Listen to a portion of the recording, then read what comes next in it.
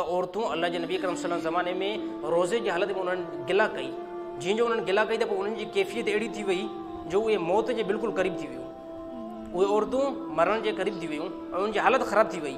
उहे साहबा अल्लाह जे नबी करम सल्लल्लाहु अलैहि वसल्लम वटि साहब आया, या रसूल अल्लाह, 2 औरतूं उन्हनि रोज़ो रखियो आहे पर उन्हनि जी कैफ़ियत जेकी आहे उहा ख़राब थी वई आहे, उन्हनि जी हालत नासाज़ थी वई आहे। अल्लाह जे नबी करम सल्लल्लाहु अलैहि वसल्लम हकीम हुया, अल्लाह जे नबी करम सल्लल्लाहु अलैहि वसल्लम हिकिड़ो प्यालो उन्हनि जी तरफ़ मोकिलियो, अल्लाह जे नबी करम सल्लल्लाहु अलैहि वसल्लम फरमायो हिन जे अंदरि जेकी आहे त उल्टी कयो। उन औरतुनि जेकी 2 औरतुनि उन्हनि जे अंदरि उल्टी कई त उन प्याले जे अंदरि रत भरिजी वई, अहिड़ी तरह गोश्त या लोथड़ा। अल्लाह जे नबी करम सल्लल्लाहु अलैहि वसल्लम इरशाद फरमायो त हिननि सुबुह सां अल्लाह जे रिज़िक मां, हिलाल रिज़िक मां त हिननि जेको रोज़ो रखियो, पर रोज़े खां बाद में हिननि गिला कई आहे।